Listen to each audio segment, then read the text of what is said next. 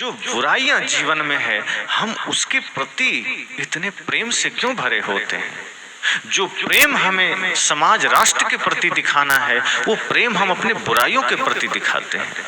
हम अपनी बुराई को छोड़ना ही नहीं चाहते, उससे इतना प्रेम कर बैठते हैं कि अहंकार न छूट सके, नफरत घृणा न छूट सके। जिसे जहर समझ के छोड़ देना था हम उसे प्रेम से गले लगाए हुए हैं। जिस चीज को स्वीकारना था हमने उससे घृणा की दृष्टि कर ली है। जो धर्म हमारे हृदय में होना था, जो न्याय हमारे हृदय में होना था, जो भक्ति हमारे हृदय में होना था, उसको हमने नफरत करके छोड़ दिया है। और जिन बुरे विचारों को हमें नफरत से छोड़ देना था उससे हमने सीने से लगा रखा है। इसलिए जीवन में समस्याएं मिटती नहीं हैं, इसलिए हम जीवन में कोई बदलाव नहीं ला पाते। और जब समाज में जो अगुआ हैं, जो माता पिता हैं, अगर वही अपने जीवन में बदलाव नहीं ला पाए तो सोचिए बच्चे बदलाव कहाँ से लाएंगे।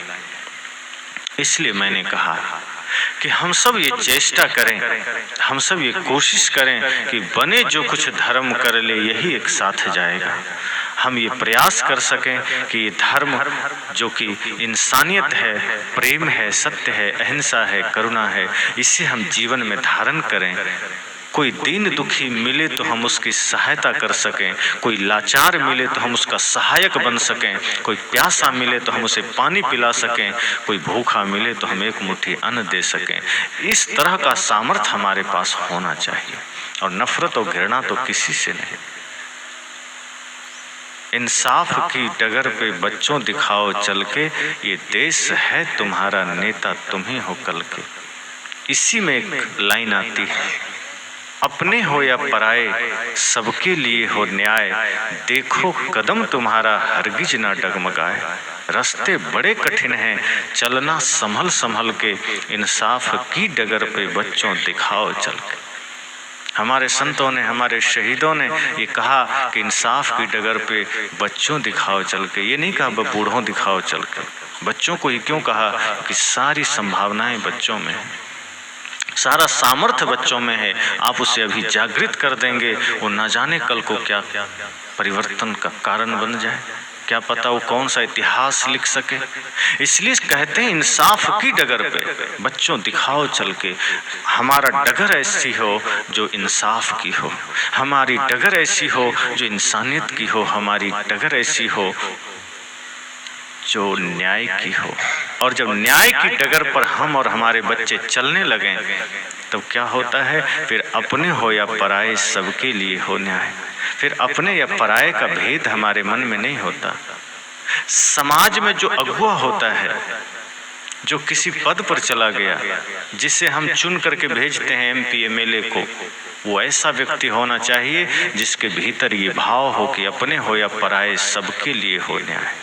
और जो पहले ही शराब की थैली बांट कर चुनाव जीता है तो वो तो पहले अपना घर भरता है और समाज में बुराई का कारण बनता है। और समाज में जितने भी बिगड़ने की संभावना होती है वही लोग कारण बनता है। इसलिए हम देखते हैं जगह जगह जब चुनाव का समय आता है तो वो शराब बंटने लगती है और लोग एक थैली शराब के बदले अपना कीमती वोट डाल करके ऐसे लुच्चे लफंगे को वहां तक पहुंचा देता है जो पहले अपना ही घर भरता है और जो देश की बर्बादी का कारण बनता है, जो समाज की बर्बादी का कारण बनता है।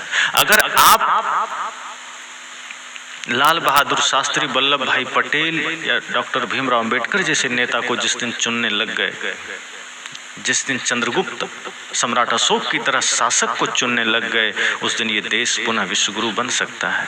जब तक आप शराब की थैली और नोटों के बदले वोट देते रहेंगे, जाति के आधार पर वोट देते रहेंगे, उस दिन ये समाज में कोई बदलाव नहीं आएगा। वोट देने के बाद वो जीत कर आएगा और आप रोते रहेंगे 5 साल। सड़क भी ऐसा 2 नंबर बनाएगा कि 1 महीना बाद वो टूट जाएगी।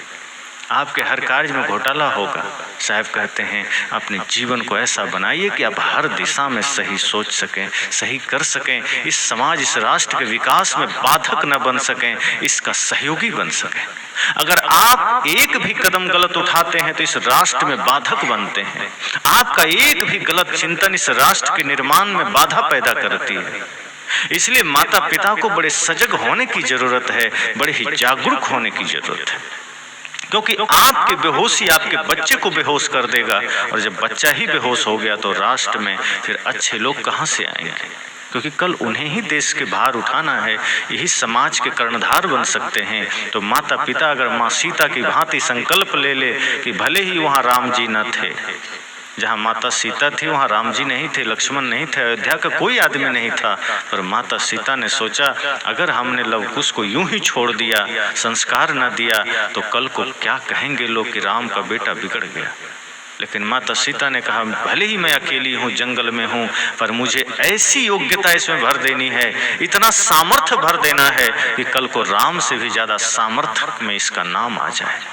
और एक माँ सीता ने ठान लिया तो लवकुश में वो सामर्थ्य दे दिया कि संगीत में भी उतने ही महान, ज्ञान में भी उतने ही महान, और शक्ति में इतने महान जो हनुमान को भी बांध सके, जो अयोध्या की सेना को भी धाराशाही कर सके, जो लक्ष्मण भरत को भी धाराशाही कर सके, वो सामर्थ्य माता सीता ने भर दिया लवकुश में।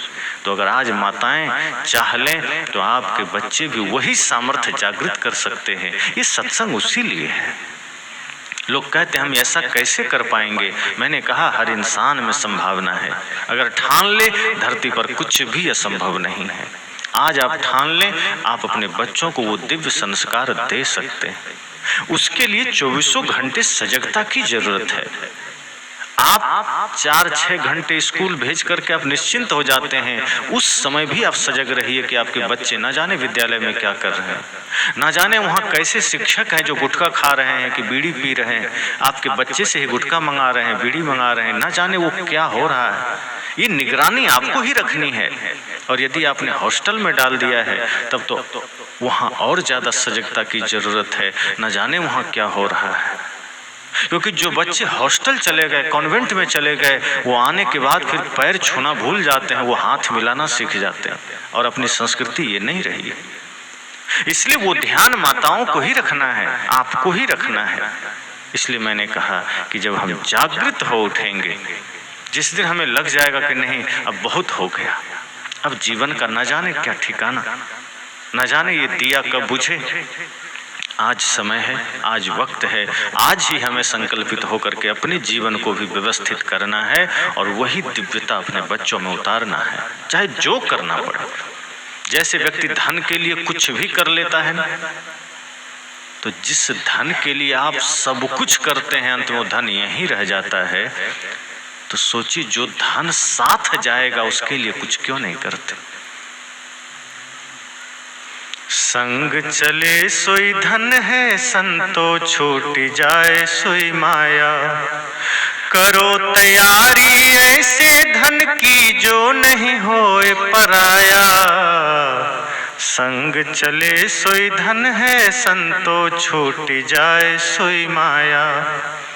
संत ने कहा जो संग चले वो धन है, जो छूट जाए वो माया है। तो जो छूटने वाली माया है उसके लिए हम प्राण तक लगा देते हैं, जो धन साथ जाने वाला है उसके लिए हम कुछ नहीं करते।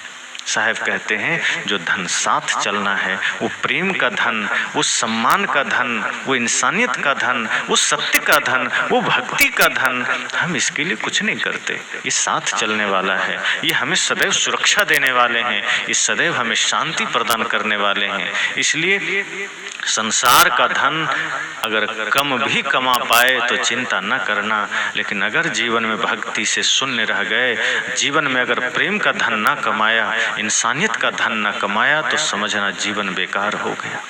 इसलिए जीवन में महत्वपूर्ण यह है कि शरीर के लिए अगर बाहरी धन चाहिए तो शरीर के आगे की यात्रा के लिए प्रेम, सत्य, अहिंसा, करुणा, भक्ति, सेवा का धन चाहिए। और वो धन अगर है जीवन में तो निश्चय ही आप इस समाज में परिवर्तन का कारण बन सकते हैं।